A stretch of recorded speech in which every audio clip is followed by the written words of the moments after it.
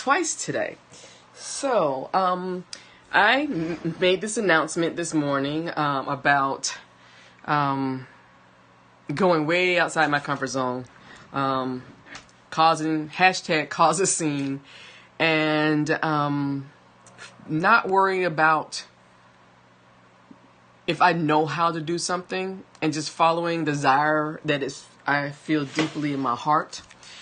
And that desire is we're in technology space. We have all this freaking technology. There is nothing that's impossible.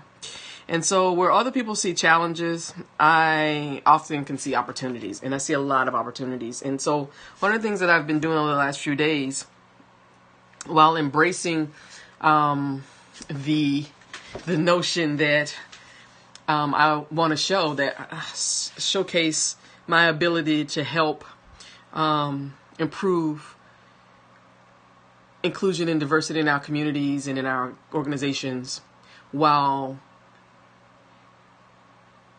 helping people from underrepresented and marginalized communities come into tech, as well as build businesses that compete on the same level as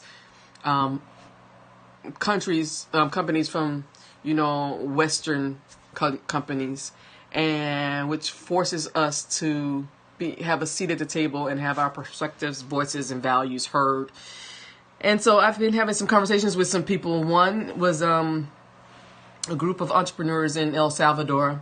And then I just had a call with a young person who's a developer, Android developer in Colombia, just listening to some of their challenges and trying to figure out again, I'm not working on the how right now. I want to embrace and sit in the love of this is all aligned with my core values of improving, using business as a social change vehicle. and I see so many opportunities. And so what I'm asking, and I'm going to start asking for what I want. I'm going to start asking because someone already reached out when I said I didn't know how to do a show, connecting me with somebody. And so I'm going to continue to ask. And what I'm asking for is to hear other stories. If you want to tell me your story about what it's like working in the Americas, and I want to focus on the Americas, which is Canada, United States, Mexico, Central America, and Latin America, and South America. And at some point I want to get to so that whatever we're doing is quadruple language, which is English, Spanish, French, and Portuguese. So that's a goal of mine. But I need to hear more stories about the infrastructure. What's the internet like? How are people thinking, young and older, about technology and their place in it and their ability to create? How can they use technology and businesses to improve not only their households, but the communities around them? And so that's what I'm looking for. And I'm looking for businesses, entrepreneurs, advocates, allies who believe in this mission to reach out to me so we can come up with a way to get this show created, to get me a salary and equipment, and so I can go to these places and help improve. Bottom line is, we can sit here and bitch and moan all day about the rules were made for white men. There's nothing wrong with that. They work for them. They don't work for the majority of everybody else. So instead of sitting around asking them for permission and asking them to change their rules, let's make a new game. Let's create a game that values the perspectives and views and voices of those from underrepresented and marginalized communities.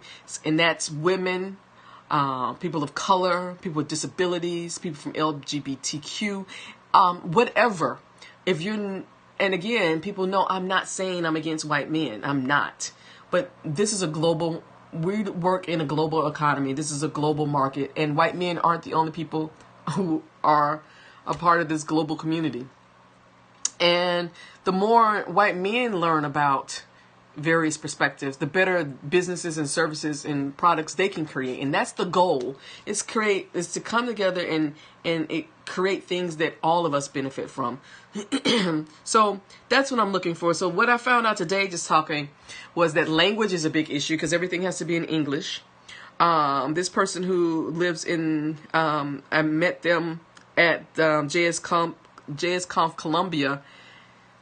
Just he told me if he had driven to the conference, it would have been 16 hours drive. That's dedication. And so he had to drive to fly to Bogota and then fly to Medellin to the conference. And he's not unusual. And the only way he could participate was due to scholarships. He needed the financial assistance to do this. And he is rocking and rolling. He has a job working as an Android developer, but he's alone basically. There's no one in his community. The closest place where he can meet like-minded technical people is 3 hours away in Bogota. And I think it would be beneficial if there was something closer to him. So those are the things I'm thinking about. Also, when I talked to the team from El Salvador the other day, is how do you, and I think I may have mentioned this, how do we shift from just thinking about our immediate circumstance and thinking long term? As you know, I say over and time again, a product or service is not a business. And so it's a product or service. And how do we help people from underrepresented and marginalized communities build businesses that can scale, that can evolve, and that can recover in ways that help themselves and their communities and the global community as a whole? I am so committed to business as a social change. I think this is a great vehicle. And I'm embracing the medium of video. So I'm going to be doing more of these just so you can just understand where my head is coming as I formulate the idea of what this show is going to be. But I know it's going to be fun. I know I'm excited about that. Just the adventures and the people I'll be able to talk to and learn from and impact. So I'm excited about that. And if you have any questions, please include them in comments. You can find me on Twitter at Kim Crayton, KIMCRAYTON, the number 1 on Twitter, or you can do Biz for Social Change, and that's BIZ, the number 4, social, and change is CHG. And that's also on Instagram and both accounts. So just, I really want to start having these conversations. At this point, I'm hashtag causing a scene. I'm not waiting for permission anymore. I'm going to make this shit up as I go. Am I going to make mistakes? Yes. Am I going to have failures? Yes. And you're going to see them all. It's going to be totally transparent. But a mistake, a failure to me is nothing more than a bug in your code base. And so you do a pull request and you fix it and you keep moving on. And so that's what we're going to do. We're making good software. We're making good software. So thank you for listening and have a wonderful evening.